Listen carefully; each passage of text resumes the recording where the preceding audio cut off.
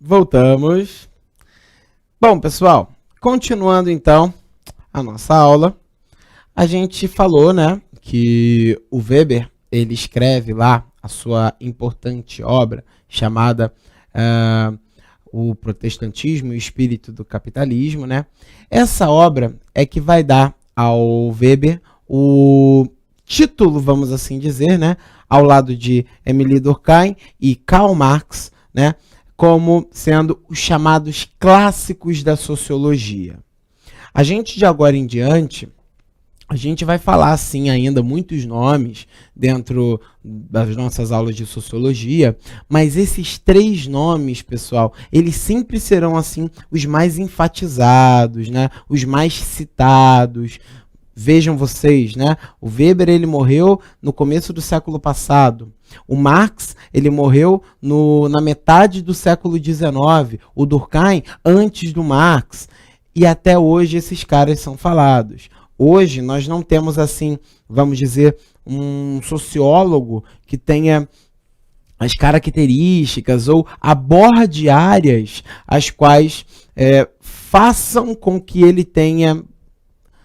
Acho que a importância não é a palavra certa, mas não consigo achar outra, então, a importância que esses outros tiveram. Então, eles acabam sendo considerados aí os clássicos da sociologia.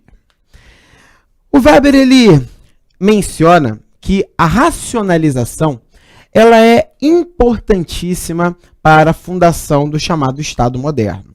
Essa questão de Estado moderno, acredito que vocês estejam a par, né? Antes, quando nós tínhamos estados centralizados, esse período era chamado de o antigo regime, né, onde o absolutismo se proliferava nas principais potências europeias, né? Ele chegou a estar presente aqui na América do Sul. No Brasil, ele foi presente praticamente até o final do século XIX, né? Afinal de contas, a nossa primeira Constituição, ela tinha o chamado poder moderador, que basicamente era um sistema absolutista com outro nome, né? Bem, enfim, essa racionalização, pessoal, ela vai ser importante dentro da visão weberiana, porque ela vai dar as características desse Estado moderno. E aí o Weber, ele cita muito, né, a importância de uma burocracia. E por que ele cita essa importância? O que seria aí essa chamada burocracia? Bom, primeiramente, o que é burocracia? Burocracia é papel, é documento, são os caminhos que eu levo para alcançar um objetivo estatal. E essa burocracia, ela foi muito importante no Estado moderno, pessoal, porque dentro do Estado moderno, dentro das repúblicas, das democracias contemporâneas, apesar de em muitos lugares acabar não funcionando da forma como deveriam, né, em essência, a burocracia é que vai dar os diferentes cargos executivos, os diferentes cargos legislativos, uma certa independência do poder judiciário, que é muito importante, diga-se de passagem, né? Então, isso vai ser muito característico, de acordo com a visão do Weber, né, para que surja esse Estado moderno. É só você parar para pensar. Um rei absolutista, ele quer criar uma lei. O que ele faz? Ele escreve essa lei, né? Ele não cria sozinho, tá? Dificilmente um rei vai criar uma lei sozinho. Ele sempre tem um conselho daqui, um conselho de lá. Mas aí a lei ela é escrita, ele vai com o anelzinho dele lá, com o selo real, ele carimba aquele documento, assina o nome dele. Pronto, a lei está valendo. O povo decidiu alguma coisa? E detalhe, tá? Lei é para o povo, pessoal. Lei não é para o rei, para o imperador. A lei ela não é para o presidente. A lei é para você, a lei é para mim, né? Ela acaba equivalendo para o presidente, mas ele é praticamente intocável enquanto presidente, né? Os líderes dos poderes executivos, o presidente principalmente, ele tem uma coisa chamada imunidade diplomática. Ele não pode ser preso, né? Então, por que essa burocracia é importante?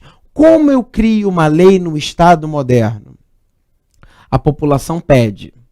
O poder legislativo ou o presidente cria. Imagina, que o presidente que criou. O presidente criou a lei lá porque o povo estava pedindo. A lei vai para a Câmara, onde os deputados eles vão decidir se aprovam ou não aprovam. Aprovaram? Ela vai para o Senado. Eles decidem se aprovam ou não aprovam. E nesse meio, mudanças estão sendo incorporadas aí, pessoal. Passando pelo Senado, aí ela volta para o presidente. O presidente vai assinar, né? Ele vai ver as mudanças que foram incorporadas ali, aí a lei está vigorando. Você pensa, né? Poxa, a burocracia é um atraso de vida. Olha, no Brasil eu não vou nem dizer que você está mentindo se você afirmar dessa forma, viu? De fato, a burocracia brasileira, ela não é a da visão do Weber, ela não é a burocracia em essência, a que ele diz ser importante para a proliferação do Estado moderno, não é, tá? Mas ela tem sim sua parcela de importância para um Estado, tá? Vamos ler o trecho a seguir, pessoal. Ele é um pouquinho aí a forma como Marx ele diz que o Estado moderno ele deveria ser, né, de acordo com a sua visão. Na verdade, é a análise dele do Estado moderno.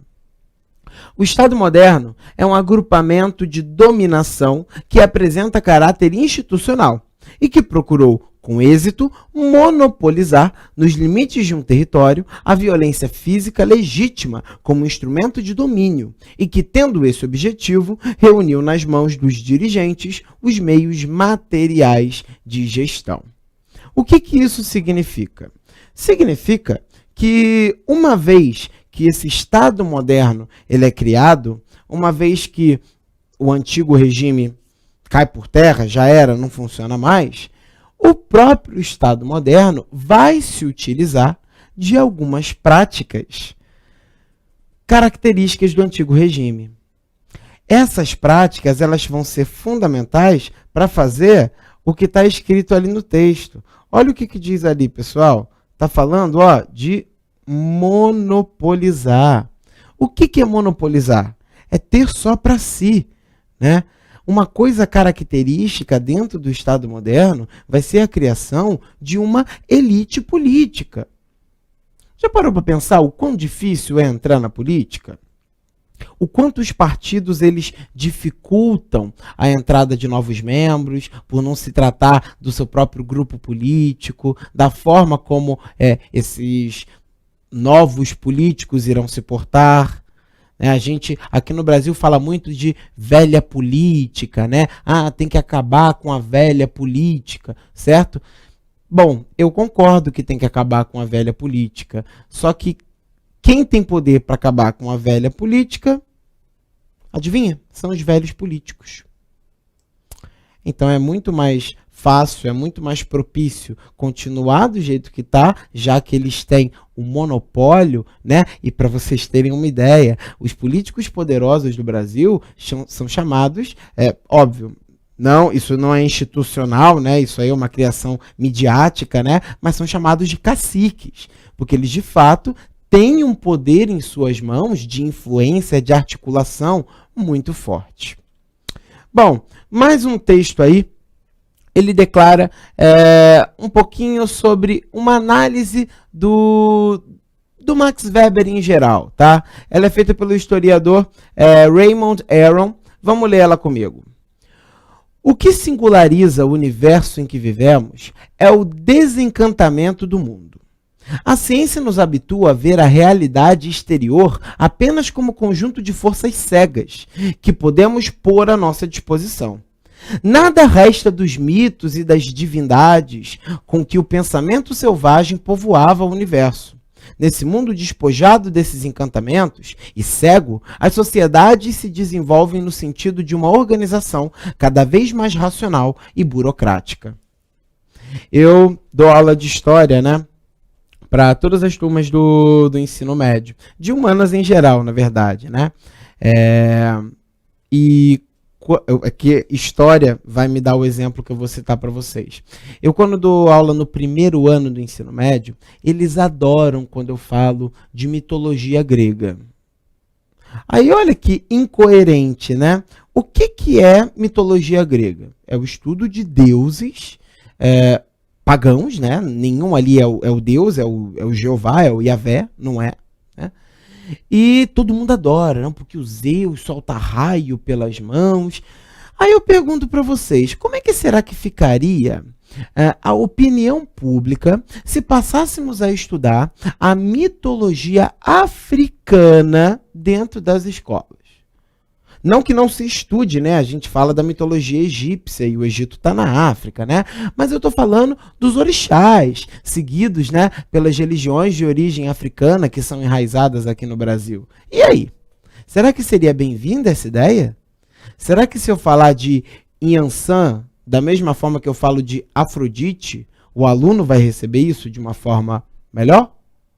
Bom, essa incoerência, pessoal, ela é presente dentro da nossa sociedade contemporânea por conta justamente, né, dessa expressão de racionalização, a forma como a burocracia vai promover os meios de se gerar conhecimento, inclusive, né, dentre outras coisas. Vamos fazer mais um intervalo de 1 minuto, a gente volta já já, galera.